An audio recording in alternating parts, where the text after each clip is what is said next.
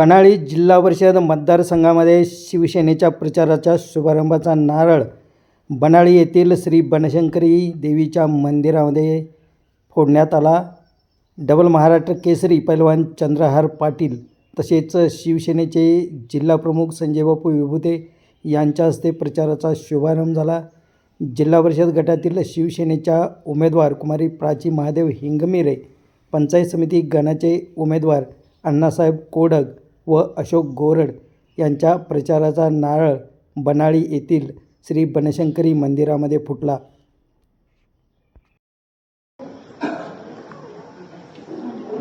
संपूर्ण या भागाचे श्रद्धास्थान असणारे आपले बनशंकरीच्या मंदिरामध्ये आज जिल्हा परिषद निवडणुकीच्या निमित्तानं सर्व आपले तिन्ही उमेदवारांच्या प्रचारासाठी उपस्थित असणारे आमचे मार्गदर्शक व आपल्या सांगली जिल्ह्याचे जिल्हाप्रमुख आदरणीय संजयबापू विभुते, त्याच पद्धतीनं आमचे युवा सेनेचे जिल्हाप्रमुख आदरणीय मिलिंददादा कदम, उपस्थित असणारे आपल्या बनाळी जिल्हा परिषद गटाच्या तरुण उमेदवार प्राचीताई, त्याच पद्धतीने जातात ज्यांनी आपलं मनोगत व्यक्त केलं ते आपले बनाळी पंचायत समिती गणाचे उमेदवार अण्णासाहेब कोडक साहेब, त्याच पद्धतीनं येळावी पंचायत समिती गणाचे गोरड साहेब, त्या सर्व तिन्ही उमेदवारांच्या प्रचाराच्या निमित्तानं आपण सर्वजण इथे जमलेलो आहोत. खरं तर अनेकांनी अनेक योजना सांगितल्या, झालेल्या विकास कामांची माहिती दिली, पण आज आपण त्यांच्या नेतृत्वाखाली काम करतोय.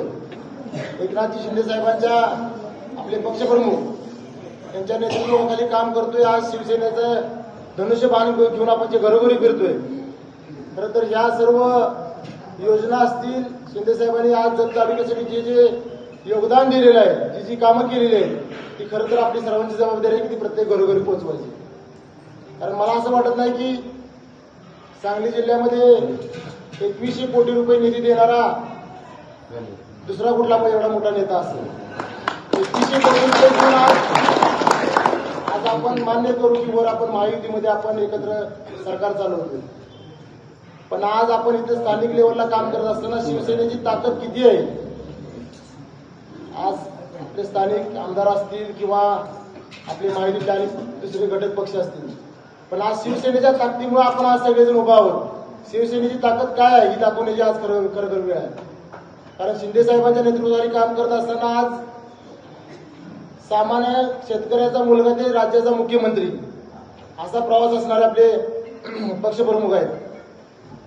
त्यामुळं त्यांना खालची ग्रामीण भागातल्या अडीअडचणी सांगायची गरज नाही.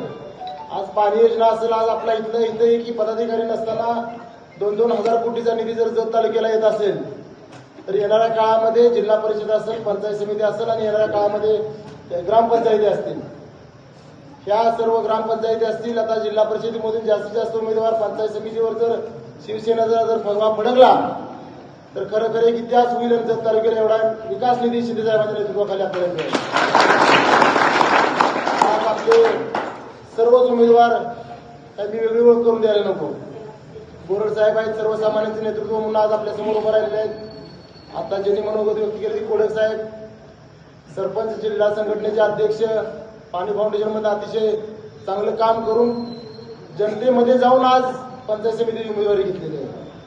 आज आपल्या प्राचीताई असतील, शिक्षित आहेत, शिक्षण चालू आहे त्यांचं, पण तरी सुद्धा समाजासाठी काहीतरी केलं पाहिजे म्हणून ह्या वयात मला वाटतं 22 मी सुद्धा जिल्हा परिषदला 22व्या वर्षीच उभा राहिलो. 22व्या वर्षी मला पहिल्यांदा मतदान करून 10 मतांनी मी जिल्हा परिषदला निवडून आलो. त्यामुळे सांगली जिल्ह्याची जनता युवकांना स्वीकारते.